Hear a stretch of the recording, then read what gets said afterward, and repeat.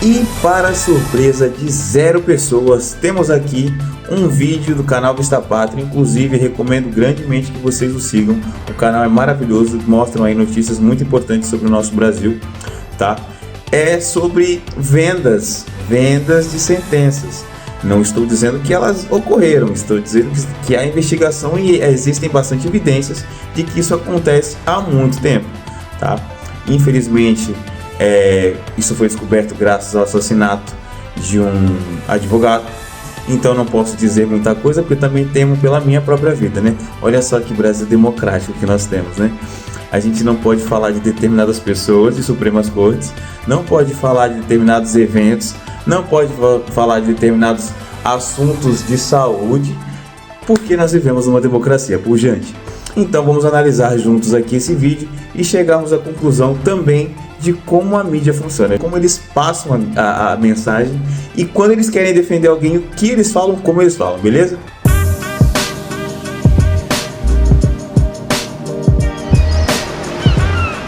E antes de mais nada, pessoal, não se esqueça de curtir, compartilhar, deixa aqui o seu comentário se você gostar desse vídeo e qualquer sugestão de vídeo também, beleza?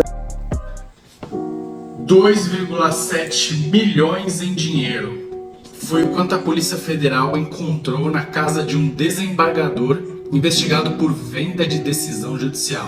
Não é caso isolado. É apenas a ponta do iceberg de um escândalo que a gente vai dar o nome de sentençalão, a venda de sentenças por juízes e desembargadores. As suspeitas vieram a público depois da apreensão do celular de um advogado de Cuiabá, Roberto Zampieri. Conhecido como lobista dos tribunais, o Zampieri era famoso pelo bom trânsito do Poder Judiciário e pela incrível taxa de êxito em casos considerados perdidos.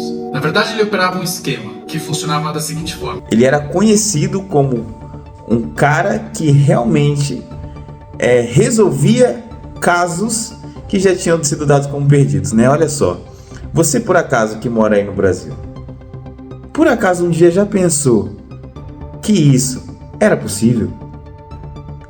Comprar sentenças, comprar juízes, comprar promotores, comprar delegado, comprar advogado, comprar... Eu nunca pensei nisso, cara. Pra mim isso aqui é uma baita novidade.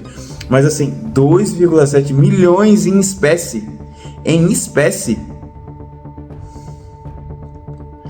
Pra você que não tá atento em política. Ah, eu não gosto de política, Neto. Isso é tão chato. É mesmo. Mas provavelmente muitos desses dinheiros aqui que a gente vê, né, de muitas empresas, tem muito a ver com contatos com o governo. Muitas delas são empresas que pedem licitação, que ganham licitação, fazem contratos superfaturados, porque eu me lembro várias vezes de passar em frente à praia e ver aquelas placas ali enormes. Ah, serão gastos 3, tantos milhões, 5, tantos milhões, numa obra que você sabe que se você gastasse 100, 150 mil, 200 mil, ainda assim ainda teria uma superfaturação, mas era aquela coisa aceitável. Mas não, os caras jogam o valor lá pro alto.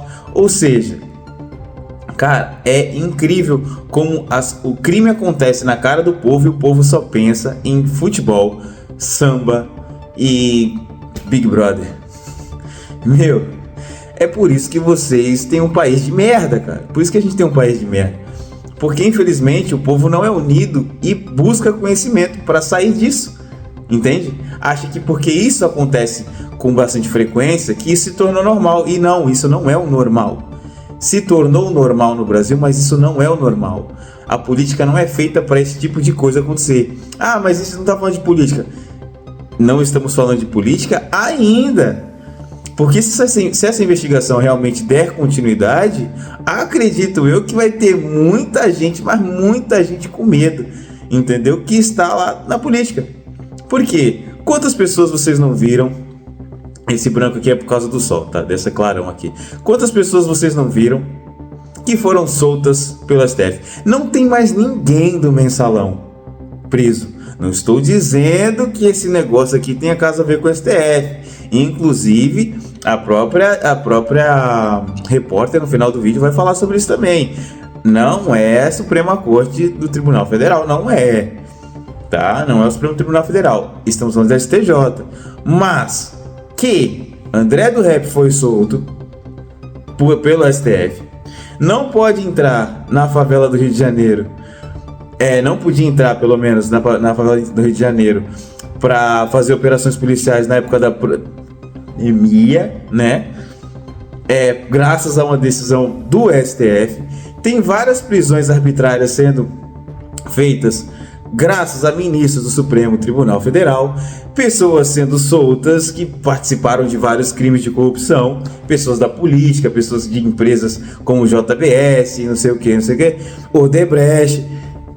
Inclusive tem um filme chamado O Sistema, se você não assistiu, por favor assista, eu acho que vai ser bastante esclarecedor para você também, no qual várias pessoas são soltas graças ao STF.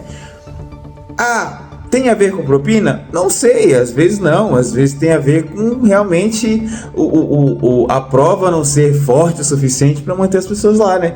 Engraçado que pro povo mas pro STF não. Mas quem somos nós, o povo, se não entendemos de política? Se não entendemos de justiça? Se não entendemos de leis? Pois é por isso que, por conta da falta de conhecimento, esse tipo de gente ganha dinheiro nas costas da gente. Mas vamos dar continuidade ao vídeo aqui.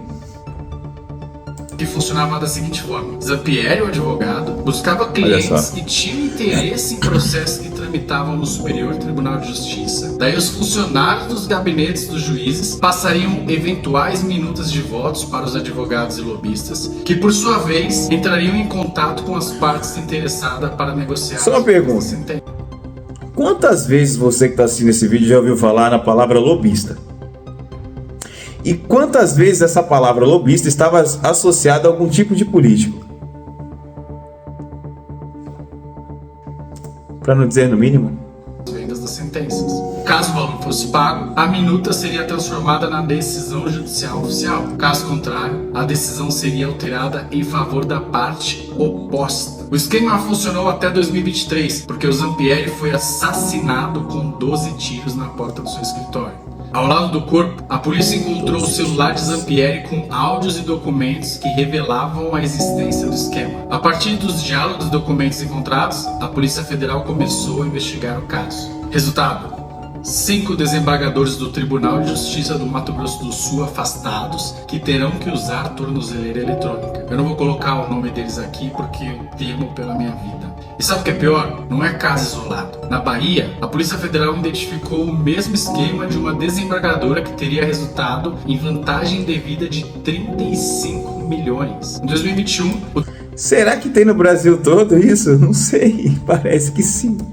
O Tribunal de Justiça do Rio de Janeiro aposentou um juiz que teria se beneficiado com mais de 1 milhão pelo mesmo motivo. No Tocantins, aconteceu a mesma coisa. Isso é frequente. E qual a punição para quem faz isso? No máximo, aposentadoria compulsória, ou seja, receber sem trabalhar. Nós não queremos achar que o judiciário todo é assim. Então... Eu também não quero. Mas pensa só que bacana. Eu sou juiz e eu fui condenado por um crime.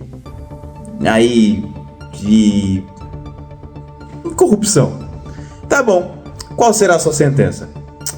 Minha sentença será aposentadoria compulsória, no qual estarei recebendo para ficar em casa. Eu só não vou conseguir mais ganhar tanto dinheiro quanto antes, mas vou continuar tendo contatos, falando com pessoas, recebendo uma parte por indicação de um, por indicação de outro, falando: olha, sentença tal, pode ser assim, assim, assado, se você quiser, você pode beneficiar fulano, beltrano e ciclano, dessa forma assim, assim, assado, entendeu? Mesmo ele não atuando diretamente no caso, ele pode interferir de maneira sutil com que outros que são da mesma laia possam fazer. Não estou dizendo que todos sejam, claro que não. A gente sabe que qualquer tipo de generalização ela é muito burra, tanto para o bem quanto para o mal. Mas que isso pode acontecer, que isso não posso falar, né? Mas pode acontecer, porque é uma probabilidade. Probabilidades podem ser faladas, né? Você não pode afirmar, infelizmente. Mas tudo leva a crer que a probabilidade é grande. Por favor, façam algo. Caso contrário, a gente vai poder dizer que este é o país do sentençalão, onde pequenas instâncias geram grandes negócios para juízes desonestos. Como diria Gilmar Mendes, saudoso Gilmar Mendes, propinocracia. Como é que a Polícia Federal chegou nessa cúpula do Judiciário de Mato Grosso? Estava investigando outras pessoas e aí o chamado encontro fortuito. O que é? Você acha em celulares de servidores do TJ todas as informações sobre as vendas dos magistrados, as vendas de sentença. Assim você chega no topo dessa cadeia aí investigativa em relação ao judiciário. E aí, gente, tem muita informação nova. Por exemplo, entre as mensagens que estão em poder da polícia e foram enviadas ao Superior Tribunal de Justiça, tem mensagem que um dos investigados diz o seguinte: olha, não sei como o CNJ não pega. O CNJ, que é o órgão que investiga magistrados. Olha, eu não sei como é que a polícia não pega. E há um entendimento da Polícia Federal de que esse esquema era tão estruturado, tão contínuo, que internamente já era tido como algo rotineiro, normal. Tem decisão que gera um pagamento indevido de 5 milhões para apenas uma advogada, dentre tantos advogados suspeitos nesse caso. Tem também uma coisa muito importante que mostra como essa operação ela é robusta na questão dos indícios. A Polícia Federal tem relatórios do COAF, aqueles relatórios de inteligência financeira que... Lembra bem você que está me assistindo aí, daquele juiz que foi ministro do governo Bolsonaro, que queria a todo custo tomar posse do conhecimento de todos os dados do COAF, aparentemente logo após daquela fotinha ali? Eu não estou dizendo nada, nem sugerindo nada, mas é muito estranho, você não concorda comigo? Que isso, assim, aparenta ser bastante estranho, eu não sei você, mas para mim é estranho. Financeira que vão ali mirando o caminho do dinheiro. E aí o COAF achou, mano, por exemplo, juiz, pagamento... Parece o cara lá do Death Note, velho. Ele é a cara do bicho do Death Note, olha só. em espécie para despesas pessoais de um magistrado, pagamentos em dinheiro vivo de patrimônio caríssimo, comprou lancha, na verdade moto aquática, comprou carro, comprou imóvel com dinheiro vivo. E aí o que acontece? O COAF conseguiu... Sabe o que é mais engraçado? Os traficantes também compram carro, moto, casa, tudo desse jeito, cara. Tudo desse jeito. Deixa eu tirar isso aqui daqui. É tudo desse jeito, bicho. Não tô dizendo que eles são iguais, né? Mas é que é a mesma forma. Aí tu vai querer comprar uma casa, um carro, coisa. Você tem que declarar isso, tem que declarar aquilo, tem que fazer. Tem que ter um imposto de renda tudo certinho. Meu irmão, você não consegue burlar, né? O leão, né? Mas assim, esses caras conseguem, bicho. E tá lá escrito, ainda bem que o COAF pega, movimentações atípicas de desembargadores estão entre as provas, na verdade, os indícios contra esses magistrados. Quando a ponta do judiciário, que é quem determina medidas extremas contra bandidos, tornozeleira, prisão, busca e apreensão, é, na verdade, a mira, né, tá do outro lado do balcão, a gente tem algo muito sério que envolve o sistema judiciário em si, envolve a cadeia mais alta do Tribunal de Justiça de Mato Grosso do Sul, envolve uma questão de credibilidade, porque outros desembargadores não estão entre as suspeitas, trabalham de forma honesta, trabalham cumprindo o papel institucional que o Estado lhes deu. Porém, há 5 desembargadores, isso não é pouca coisa. Por enquanto, fazendo o contrário, e isso é algo gravíssimo de maneira institucional e de maneira criminal também. Em princípio, havia uma suspeita da Polícia Federal de que apenas servidores dos gabinetes de ministros do Superior Tribunal de Justiça... Calma. Superior Tribunal de Justiça, gente. Segura. Não chegou lá em cima ainda não. Talvez nem chegue, mas... Calma, gente. Do STJ, que nada tem a ver com o STF. O STF é uma coisa, o STJ é outra. Às vezes as pessoas confundem. Mas... Uma coisa é uma coisa, outra coisa é outra coisa. Vamos tirar o foco do STF, hein? Não vamos olhar para o STF. Vamos voltar aqui para o STJ, esquece o STF. Mas de alguns gabinetes do Superior Tribunal de Justiça, o STJ, servidores estariam recebendo dinheiro para manipular ali algumas decisões, alguns vereditos ali dos ministros do STJ. Esse dinheiro seria pago por um grupo de empresários, formado por empresários e também por lobistas, para conseguir ali decisões favoráveis aos seus litígios no âmbito ali do STJ.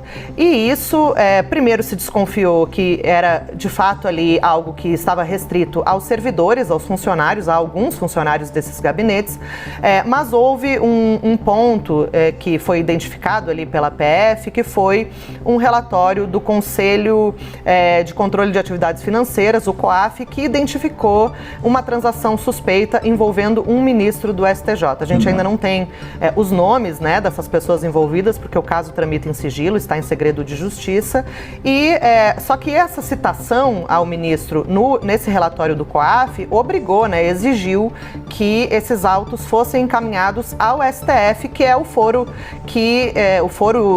adequado, né, para investigar ministros do STJ. Os ministros do STJ têm o chamado foro especial, né, ou foro privilegiado, como se convencionou chamar, no Supremo. Privilegiado.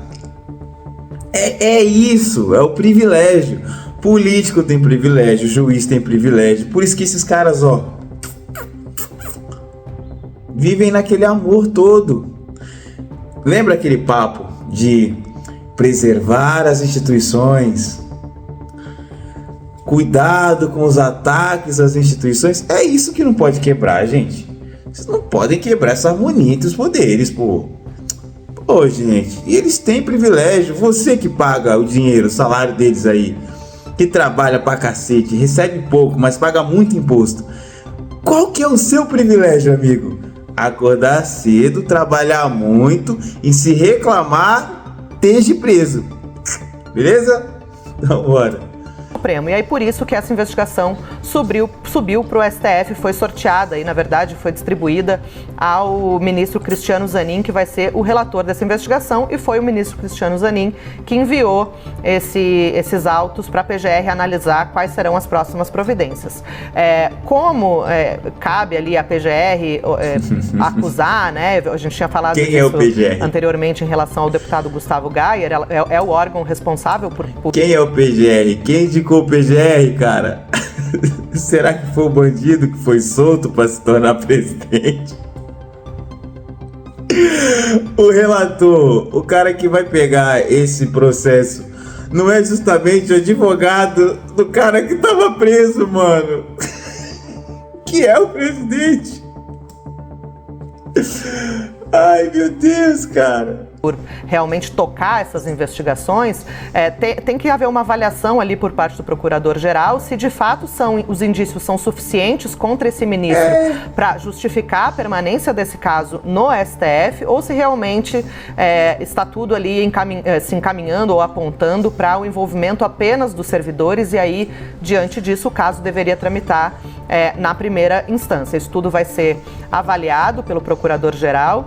Já há no Supremo Tribunal Federal esse relator definido, que é o ministro Cristiano Zanin, e o STJ afirma que abriu procedimentos internos para apurar esses fatos, né, que são bastante graves, e também afastou servidores que supostamente estariam envolvidos neste esquema, e que, segundo o STJ, não há indício de participação de nenhum ministro do tribunal. Eles colocam isso numa nota que foi divulgada essa semana em resposta aí a essas investigações que estão avançando. E um ponto curioso que foi revelado até pela revista Veja, Pedro, e depois confirmado aqui pela gente na CNN com fontes da investigação, são conversas interceptadas, né, entre quem supostamente faz parte desse esquema.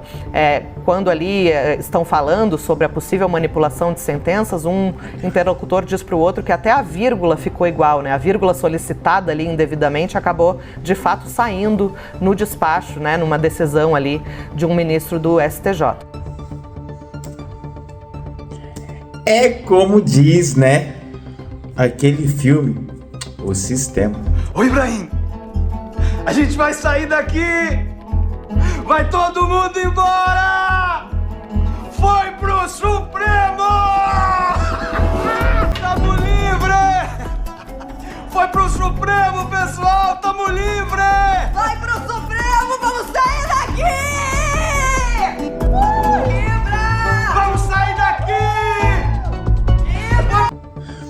Você consegue entender?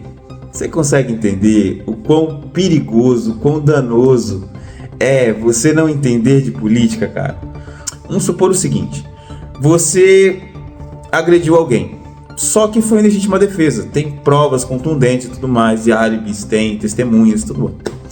Só que esse seu processo caiu na mão de um juiz que é amigo do fulano que apanhou e que tem posses para poder conversar de uma forma diferente e mostrar provas inexistentes de que você não fez aquilo por legítima defesa.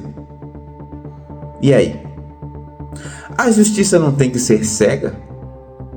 Imparcial? Pois é, amigo, fica aí na tua cadeira, sentado de boa, tranquilo, não pense em política, não fale sobre política. Política não se discute, tá certo? A hora que cair a casa literalmente pro teu lado, não vem dizer que você não foi avisado, beleza? Tamo junto. Se você gostou desse vídeo, não esquece de se inscrever, curtir, compartilhar e principalmente acionar o sininho de notificação para que você receba uma notificação toda vez que eu postar o vídeo novo. Beleza, rapaziada? Muito obrigado por ter assistido, muito obrigado aos novos inscritos, tamo junto e até o próximo. Fiquem com Deus.